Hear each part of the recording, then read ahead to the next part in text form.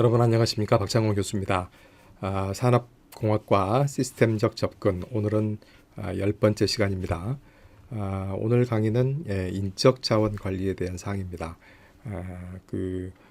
인적 자원 관리, 오늘 강의에서부터는 경영 시스템 내부에 존재하는 여러 자원들, 산업공학이 관심을 가지고 있는 기본적인 자원은 물적 자원이 되겠습니다만, 이러한 물적 자원들을 실질적으로 관리하는 주체로서 인적 자원이 존재하고, 그 밖에도 재무 자원이라든가, 요새는 이제 재무 자원뿐만 아니라 정보 자원, 기술 자원 이런 많은 자원들이 존재하게 되는데, 기업의 경영 시스템 내부에 존재하는 이런 자원들을 어떻게 경영하고 관리할 것인가 하는 그런 주제들이 오늘 강의 내용부터 이제 준비가 될 겁니다. 그 중에 첫 번째 주제로서 이제 인적 자원 관리에 대한 사항들을 준비를 했는데요. 우리가 공부하고 있는 교재는 사실 보니까 분량이 굉장히 많습니다. 특히 인적 자원 관리에 대한 사항들은 다른 쪽 차시에 비해서 다른 챕터에 비해서 굉장히 그 분량이 방대한데, 그걸 오늘 한 시간에 전부 다 정리를 해야 됩니다. 오늘 이번 주 강의에. 그래서 많이 좀 간략화시켜서 아주 축약해가지고 요약된 내용으로만 구성을 했는데, 그럼에도 불구하고 꽤 분량이 많습니다. 그나마 다행인 거는 제가 이렇게 쭉 준비하면서 봤더니 내용 자체가 그렇게 많이 어렵진 않습니다. 그래서 좀 이렇게 좀 비교적 요약해서 간략하게 설명을 하고 넘어가고, 혹시 또 설명이 부족한 부분이 있다면 여러분들이 질문을 하거나 아니면 교재 내용을 좀 이렇게 읽어보시면은 많은 부분도 쉽게 이렇게 이해를 할 수 있을 것 같습니다. 인적 자원 관리인데요. 그래서 기업의 경영 시스템의 구성 요소로서의 사람의 심리적인 측면과 물리적인 측면들, 신체에 대한 사항이죠. 그리고 그런 부분들에 대한 이해를 토대로 인간이 작업 환경에서 얼마만큼 작업을 효율적으로 효과적으로 수행할 것인가 하는 그런 사항들을 주로 정리를 해보도록 하겠습니다. 자, 그러면은 첫 번째 주제 인간 심리학부터 살펴보도록 하겠습니다. 인간 심리학은 말 그대로 사람의 마음에 대한 사항이죠. 그래서 물론 이제 우리가 이제 심리학 그러게 되면 산업공학하고 직접적으로 이렇게 관련이 되는 부분은 아닙니다만, 특히 이제 조직에 대한 사항들, 경영 시스템을 구성하고 있는 인적 자원들이 구성하는 체계로서 조직에 대한 사항들을 설명하기 위해서 인간 심리학에 대한 사항들이 정리된 것 같습니다. 동기부여 이론과 리더십 이론, 그 다음에 갈등 이론과 커뮤니케이션 이론을 중심으로 해서 조직의 행위 이론에 대한 사항들을 정리해 보도록 하겠습니다.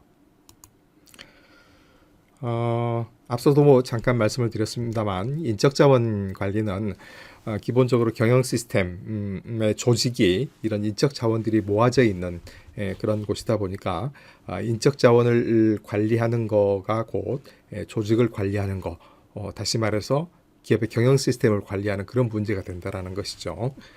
그래서 산업공학에서는 기본적으로 물적 자원에 대한 관심을 가지고 있다고 그랬는데, 인적 자원도 물적 자원만큼 중요한 자원이고, 또 물적 자원을 직접적으로 취급하는 주체가 인적 자원이다 보니까 이런 인적 자원 자체도 관리의 대상이 된다라는 그런 의미가 되겠습니다.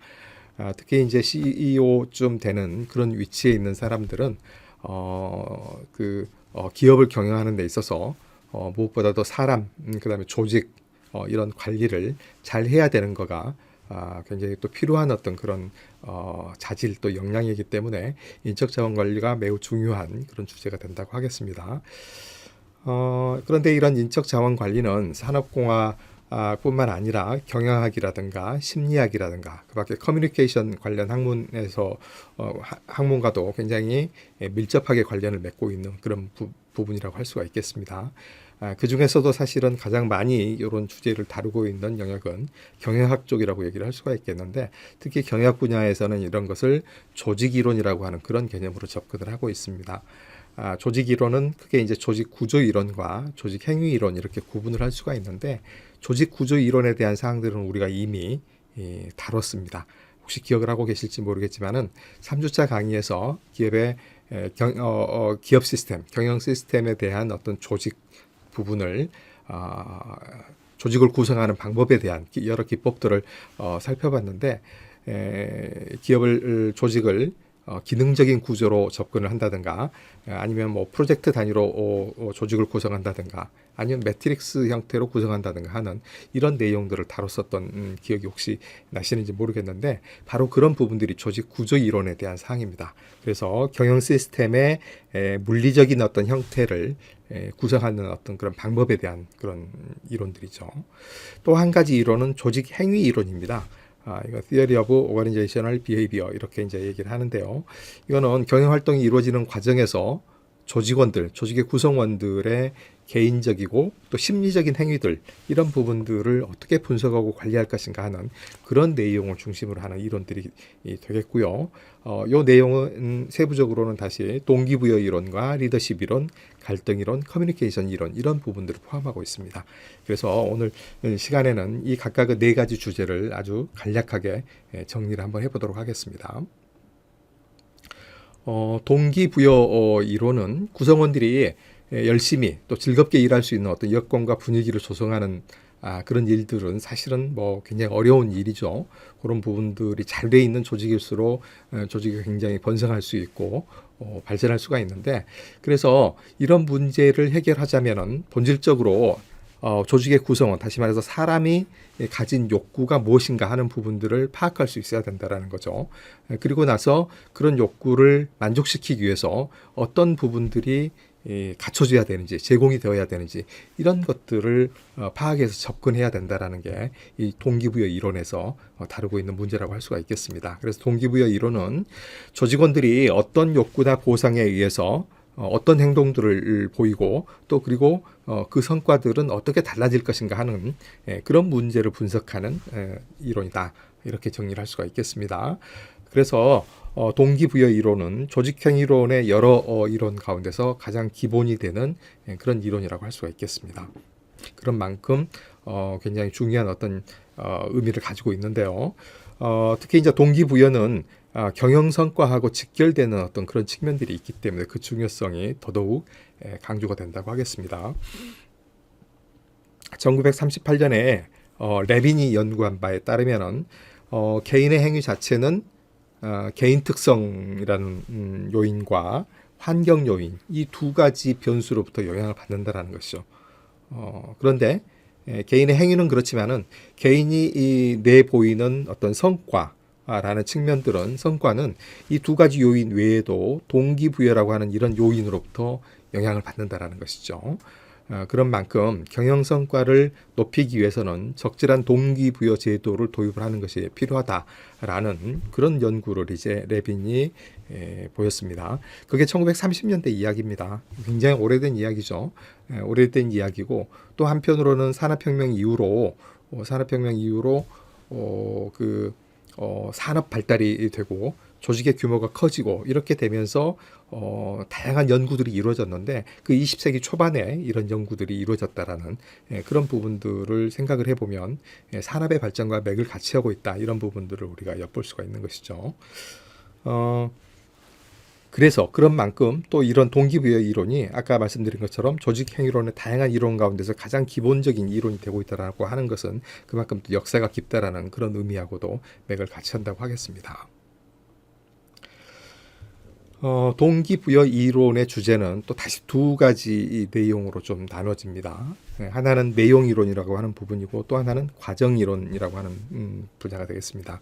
내용 이론은 어떤 행동이 일어나기 전에 그 전에 초기 단계에서 그 행동을 이끌게 되는 동기가 무엇이냐, 동기를 이끌어내는 욕구, 무엇이 어떤 욕구가 작용을 해서 동기를 이끌어내게 되느냐 하는 이런 부분들을 다루는 것이 내용 이론이라는 거죠.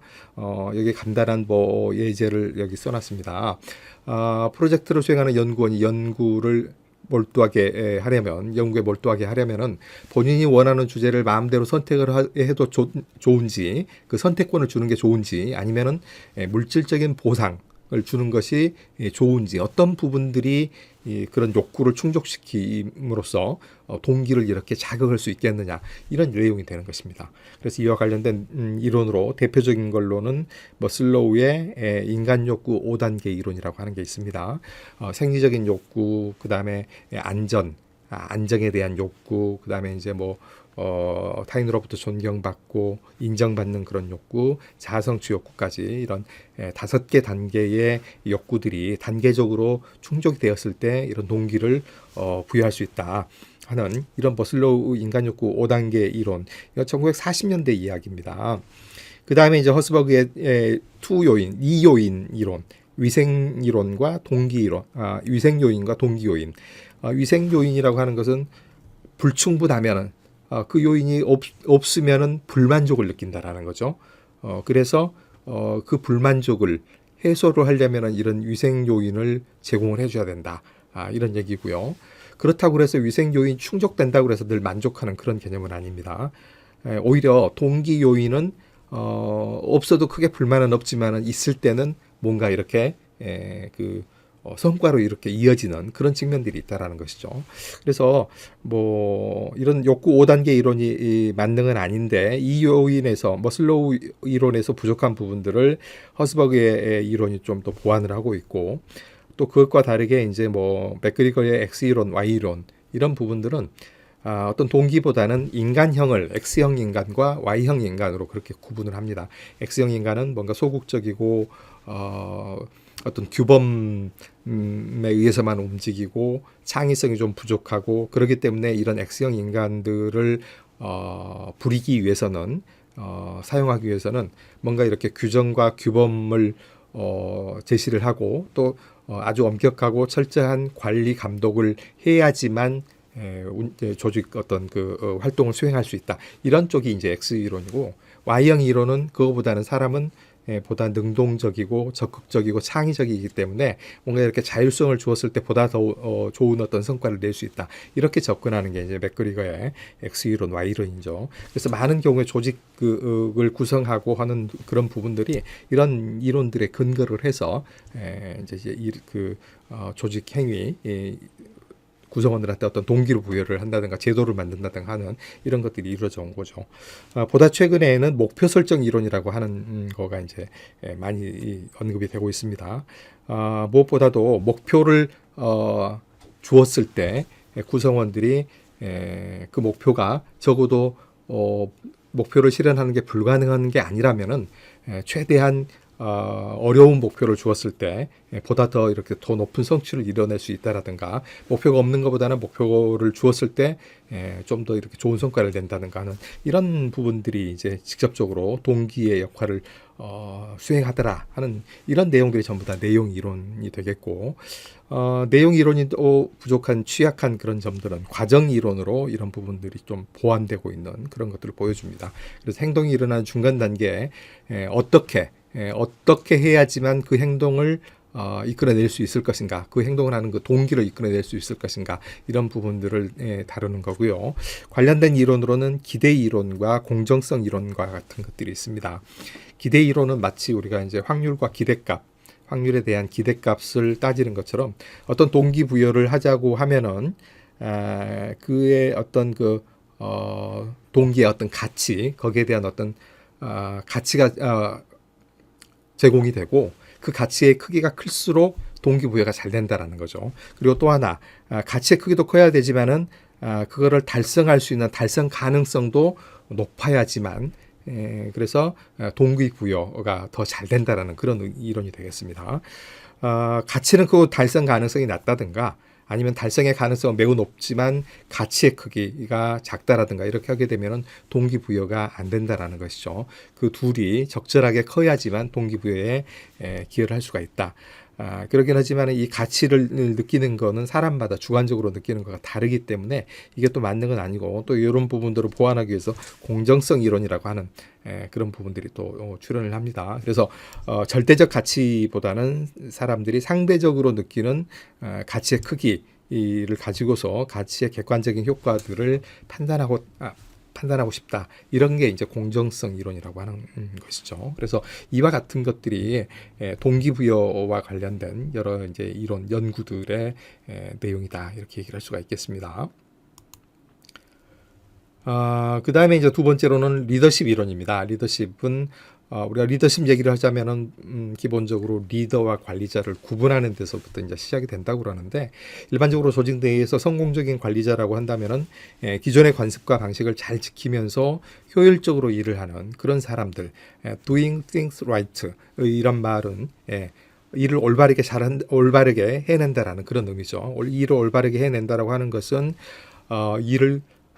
과업을 효율적으로 또 효과적으로 수행을 하지만 정해진 시간 내에 정해진 수준의 어떤 성과를 보이는 그런 정도를 성공적으로 해내는 이런 사람들을 성공적인 관리자라고 얘기를 합니다. 반면에 성공적인 리더는 성공적인 관리자로서의 자질 플러스 여기다가 구성원들의 어떤 존경과 어떤 신뢰 이런 것들까지도 갖는 사람들을 우리가 성공적인 리더라고 얘기를 한다는 거죠. 그래서 그렇게 되자면은 성공적인 관리자가 하는 것처럼 일을 잘 해내는 것도 중요하지만 변화의 흐름을 읽는 어떤 통찰력이라든가 미래에 대비한 어떤 그 조직의 어떤 비전을 세우는 일이라든가 이런 걸 토대로 해서 조직에 꼭 필요한 일을 하는 그런 사람이 성공적인 리더가 될 수가 있다는 것이죠. 한마디로 얘기를 하면 관리자에 비해서 리더는 더 다양한 역할을 수행을 하고 더 많은 자질을 갖춰야 된다는 겁니다. 그래서 리더십의 이런 관점에서는 업무를 설계하고 관리자는 경영자로서의 어떤 관리적 관점이라든가 한 조직을 다스리고 책임지는 그런 책임자로서의 어떤 사회적 관점들, 다양한 조직원들의 생각과 행동을 조화시키는 조종자로서의 조직 행위적 관점, 이런 부분들이 이제 리더십 이론의 주된 연구의 대상이고, 또 좋은 리더, 훌륭한 리더가 되려면은 이런 각각의 어떤 관점들을 다 반영하는 그런 어떤 역량들을 갖춰야 된다고 얘기를 하는 것입니다. 리더십 이론은 처음에는 특성 이론에서부터 이제 출발을 해서 특성 이론이 가지고 있는 어떤 한계점들을 보완하기 위해서 점점 행위 이론으로 이게 발전이 되고, 또 행위 이론이 보완이 돼서 상황 이론으로 이렇게 전개되는 이러한 발전 과정을 거쳐왔다고 할 수가 있겠습니다. 특성 이론은 뭐냐면은 리더의 어떤 개인적인 특성이라고 하는 관점에서 그런 리더십을 바라다 보는 겁니다. 말하자면은 성공적인 리더는 보통 사람하고 다른 어떤 고유한 특성을 가지고 있을 것이다. 세종대왕과 링컨과 하는 이런 아주 훌륭한 지도자의 경우에 어떤 개인적인 특성들을 가지고 있냐 이거죠. 그런 개인적인 특성들을 예를 들면 신체적인 특성 그런 게 존재한다면, 아니면 그 사람들이 가지고 있는 성격적인 특성, 성격적이라고 하면 독립성이라든가 어떤 창의성이라든가 이런 부분들이 어떤 공통점이 있지 않느냐 이런 얘기입니다. 아니면 사회적인 특성, 사회적이라고 하는 것들은 그 사람들의 어떤 사회적인 어떤 관계, 출신 성분, 이런 어떤 그런 계급 이런 부분들 연결을 해서 성공한 리더는 어떤 특성들을 가지고 있느냐, 그런 부분들을 주로 이제 분석해서 도출을 하겠다라는 거죠. 그래서 리더의 특성과 조직의 효과성 간의 어떤 관계를 밝히긴 했지만, 이런 부분들은 사실은 일반화가 어려운 어떤 그런 한계점을 가지고 있습니다. 그다음에 상황과 여건의 변화에 따라서 특성이 바뀔 수 있는, 특성의 차이를 보일 수 있는 그런 부분들을 우리가 이제 무시할 수가 있다라는 그런 건데, 그래서 이런 한계점 때문에 출현한 게 이제 행위 이론입니다. 행위 이론은 리더와 구성원 간의 행위 분석을 통해서 행위로 분석을 하겠다라는 그런 얘기입니다. 그래서 성공적인 리더는 어떤 유형들이 성공적인 리더인가? 그래서 한편으로는 과업 주도, 한편으로는 인간관계 주도로, 과업 주도라고 하는 것은 일 관점에서 보겠다는 거죠. 일 관점에서 어떤 관심사, 역량 이런 부분들이 낮고 아니면 높고 아니면은 인간의 어떤 행동, 다른 사람들, 조직 구성원들 사이에서의 어떤 관계, 조직 구성원들하고의 어떤 행위, 이런 관점에서 낮은 성과 또 높은 어떤 관심도 이런 걸 보인다고 했을 때, 어떤 관리자는, 어떤 리더는 일에 있어서는 아주 대단한 높은 그런 성과를 보이지만 인간 행동, 인간 관계는 굉장히 낮은 그런 관심들을 보이는 이런 유형들도 있고, 반대로 일에 대해서는 낮은 성과를 가지고 있지만은 인간관계라든가 조직 구성원들 사이에서 조화라든가 이런 부분들에만 관심을 갖는 그런 리더가 존재할 수 있다는 것이죠. 어느 쪽도 바람직하진 않죠. 가장 이상적이고 바람직한 거는 일도 그렇게 중요하게 생각하고 인간관계, 조직 구성원들 사이의 관계도 중요하게 생각하는 이런 유형이 가장 바람직하겠다. 가장 안 좋은 거는 뭐 이런 쪽이 되겠고요. 이런 것들을 이런 격자 모형을 통해 가지고 훌륭한 좋은 리더가 어떤 리더인지를 이렇게 분석하고 파악해 보자고 하는 게 행위 이론이 되겠습니다. 그래서 앞에 특성 이론에 비해서는 조금 더 과학적이고 체계적이지만 조직 그 리더의 행동 유형과 조직의 성과 간의 인과관계는 제시하지 못하는 그런 한계점이 있습니다. 그래서 나온 게 상황 이론이고요. 상황 이론은 리더의 행위와 상황적 특성 간의 관계 이런 부분들을 보는 겁니다. 그래서 다양한 내부 요인과 상황 변수에 따라서 적합한 리더십 유형이 달라집니다. 그렇기 때문에 조직의 규모라든가 조직의 특성이라든가 그다음에 이제 그런 리더십의 어떤 목적이 되는 어떤 그런 목표에 따라 가지고 다른 어떤 상황 변수가 적용이 될 수가 있고 이때 사용되는 변수들이라고 하는 것은 조직 자체의 변수, 조직원의 변수, 과업의 변수, 리더의 변수 이런 것들이 사용이 될 수가 있습니다. 그래서 각각의 경우에는 이런 것들이 조합이 돼서 각각 다른 조건들이 적용이 될 수가 있죠. 그래서 주어진 상황에서 가장 바람직한 리더의 유형을 제시할 수가 있습니다. 문제는 주어진 상황이 이 변수에 의해서 어떻게 표현이 되느냐에 따라 달라질 수 있고 그때그때 필요한 리더십이 정의된다는 그런 의미가 되겠습니다.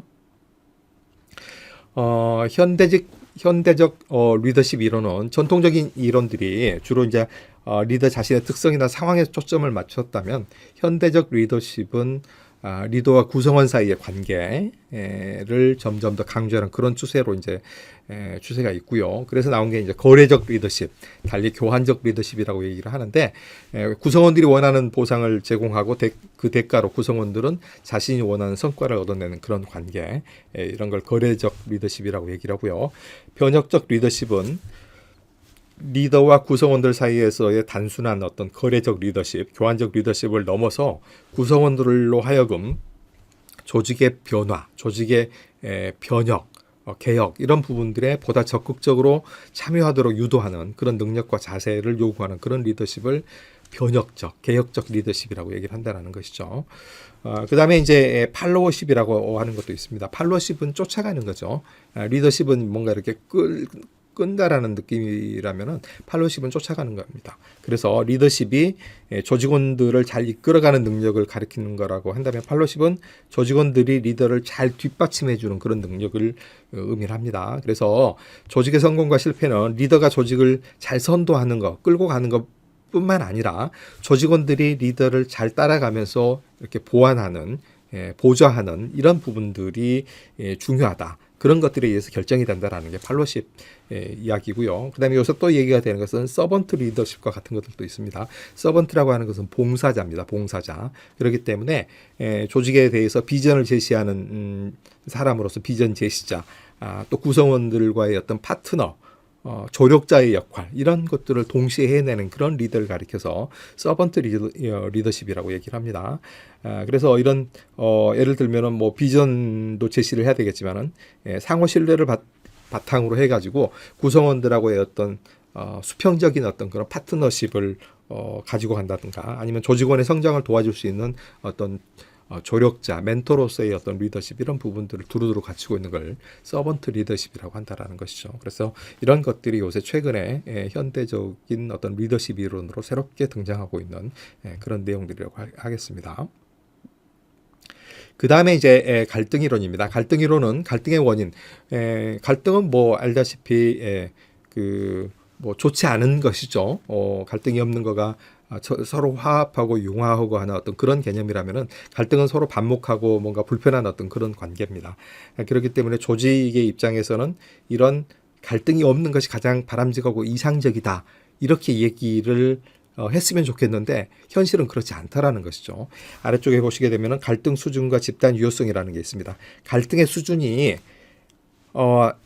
없으면은 좋고 갈등이 높으면은 집단의 유효성이 만약에 낮다라고 한다면 사실은 이런 관계가 이런 그래프가 되어야 될 겁니다.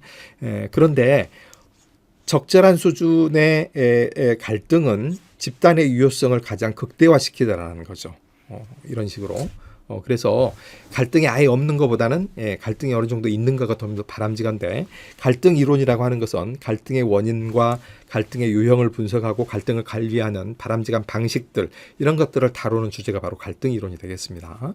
그래서 문제의 핵심은 갈등의 수준과 조직의 생산성 사이에서는 아주 높은 상관관계가 존재한다는 사실을 인식하는 데서부터 이 갈등 이론의 존재 의미가 인식이 이제 어떤 존재 의미가 있다고 하겠습니다. 그래서 갈등의 순기능과 역기능의 얘기는 방금 말씀을 드린 것처럼 적절한 수준의 갈등이 존재하고 또 그런 갈등을 관리를 했을 때 보다 나은 어떤 그 조직 전체에 활력을 제공한다든가 개인의 창의성을 높인다든가 조직 혁신의 어떤 그 계기를 제공할 수 있는 그런 긍정적인 부분이 있다라는 것이죠. 그런 의미에서 최적 수준으로 갈등을 관리할 수 있게끔 전략을 수립하는 게 필요하다, 이렇게 얘기를 할 수가 있겠습니다.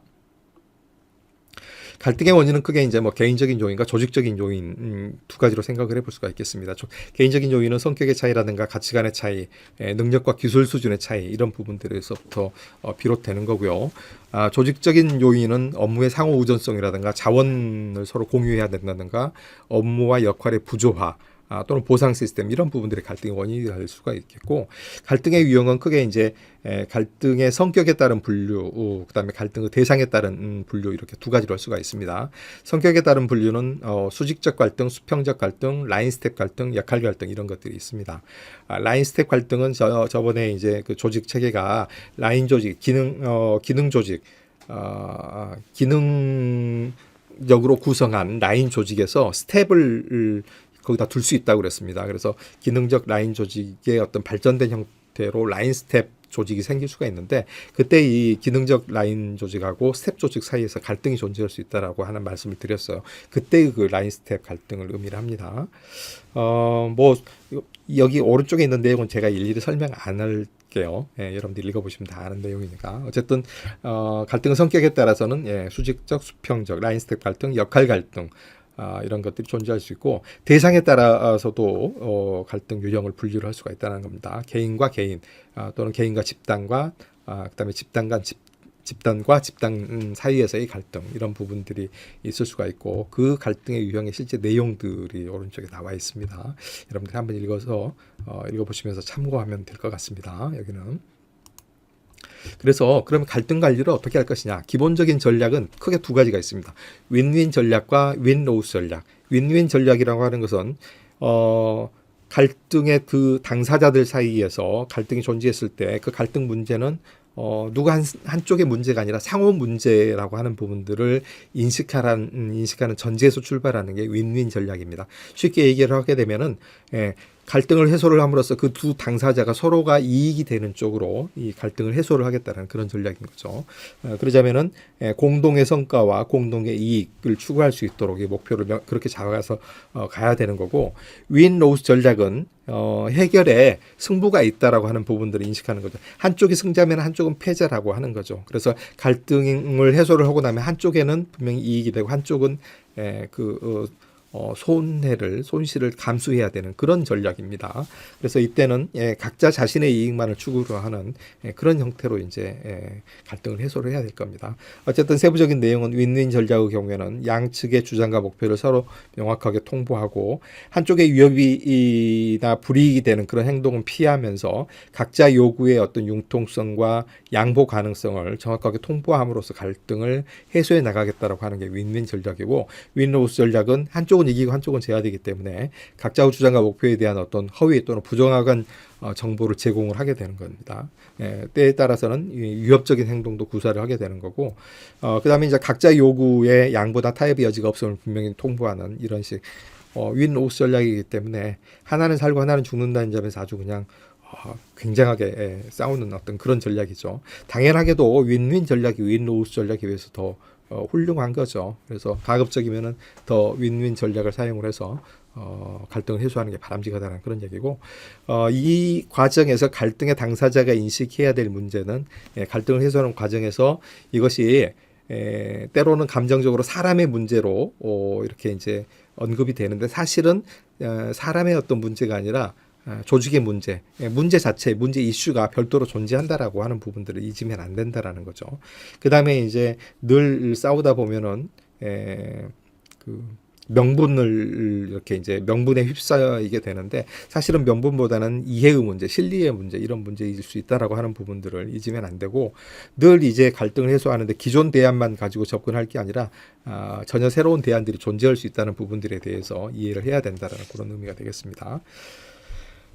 그다음에 이제 갈등 관리를 하는 방안은 가장 이상적으로는 갈등의 직접적인 원인을 완전히 원천적으로 해소하는 게 가장 바람직하겠지만 현실적으로는 늘 그것이 가능한 것은 아닙니다. 그래서 그 갈등을 해소하는 방법과 그 수준을 예를 들면 이런 것들을 생각할 수가 있다라는 것이죠. 단순하게 갈등을 외면하고 무시하게 되면은 그로부터 갈등이 더 악화가 되는 문제점들을 야기할 수가 있고 갈등의 규모를 축소를 하도록 이렇게 접근하는 것은 근본적인 해결을 못하는 갈등이 잠시 줄어드는 것처럼 보이지만 그런 부분들이 새로운 어떤 갈등을 일으킨다든가 이런 문제들을 일으킬 수 있다는 것입니다. 양보와 협상의 경우에는 양측 모두한테 최저간을 도출하는 데 실패할 가능성이 있습니다. 그래서 양쪽 다 해결된 것처럼 보이지만 양쪽 다 불만이 있는 경우 그런 것들이 있을 수가 있고 한쪽을 강조하고 한쪽을 무시하는 그런 경우는 패배감과 적대감정 유발할 수가 있고 뭐 제도화라든가 제도화를 통해서 갈등을 피하게끔 한다는 조금 더 상위적인 방법이긴 하지만 그런 것들은 조직의 경직성을 불러올 수 있고 보다 그 갈등의 원인이 되는 부분들을 넘어서는 보다 상위의 어떤 목표를 제시를 하는 그런 방법도 있을 수가 있지만은 그렇게 되면은 원래 이제 갈등을 일으켰던 그런 부분하고 목표 의식의 어떤 혼란을 초래할 수 있는 그런 가능성이 존재한다는 것입니다.